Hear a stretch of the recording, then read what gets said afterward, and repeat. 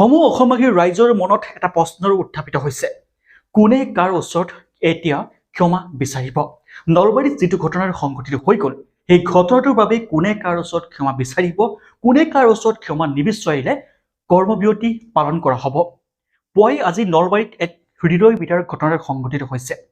পায়েল দেৱনাথ নামৰ এগৰাকী কলেজীয়া ছাত্ৰী নিজৰ বাইচাইকেলখন লৈ কলেজলৈ ওলাই আহিছিল, কিন্তু তীব্ৰবেগী ডাম্পাৰে কলেজীয়া ছাত্ৰীগৰাকীক মহতিয়াই থিতাতে হত্যা কৰি থৈ গ'ল বুলিয়ে ক'ব লাগিব।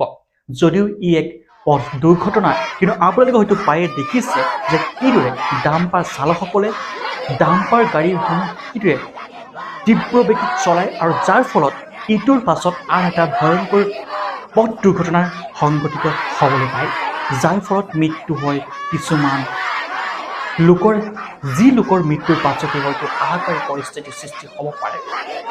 এগৰাকী কলেজীয়া ছাত্ৰী কলেজলৈ পুৱাই সোনকালে উঠি নিজৰ যিখিনি কাম কৰি মেলি বাইচাইকেলখন লৈ কলেজলৈ ওলাই আহিছিল। কোনে জানে যে ৰাজপথতে ৰখি আছে যমদূত। চাইকেলখন লৈ আহি থাকোঁতে পিছফালৰ পৰা তীব্ৰবেগী ডাম্পাৰখনে আহি খুন্দিয়াই ছাত্ৰীগৰাকীক থিতাতে যেন শেষ কৰি পেলালে। কান্দোনত ভাগি পৰিছে সমূহ পৰিয়ালবৰ্গ, কান্দোনত ভাগি পৰিছে কলেজৰ সমূহ ছাত্ৰ ছাত্ৰীৰ লগতে শিক্ষক শিক্ষয়িত্ৰীসকলে। এতিয়া অসম কবাই যোৱাৰ এই ঘটনাটোৰ পাছতে নলবাৰীত এতিয়া ৰাজপথত তীব্ৰ আন্দোলনৰ সৃষ্টি হৈছে।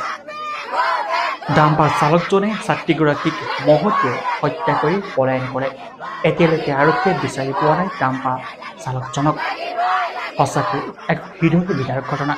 কিন্তু এতিয়া প্ৰশ্ন উত্থাপিত হৈছে সমূহ অসমবাসীৰ ৰাইজৰ মনত যে যিজন ডাম্পাৰ চালকৰ ভুলৰ বাবে এগৰাকী ছাত্ৰী মৃত্যু মুখত পৰিলে, এতিয়া সেই ডাম্পাৰ চালকজনে ছাত্ৰীগৰাকীৰ পৰিয়ালৰ ঘৰত গৈ ক্ষমা খোজা সৎ সাহস হ'বনে?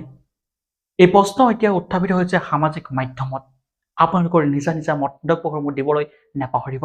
কিন্তু আৰক্ষী প্ৰশাসনে এই ক্ষেত্ৰত এই ডাম্পাৰসমূহৰ বিৰুদ্ধে, যিসকলে তীব্ৰবেগীত চলাই এই ডাম্পাৰসমূহৰ বিৰুদ্ধে এখন আইন প্ৰস্তুত কৰিব লাগে, আৰু এই আইনৰ অধীনত এই ডাম্পাৰসকলে যি দৌৰাত্মকভাৱে নিজৰ গাড়ীখন চলায় সেইসমূহ যাতে বন্ধ কৰে, নহ'লে কিন্তু এনেদৰে ৰাজপথত কেৱল মৃত্যু কিৰিলিয়ে শুনিবলৈ পাই থাকিব।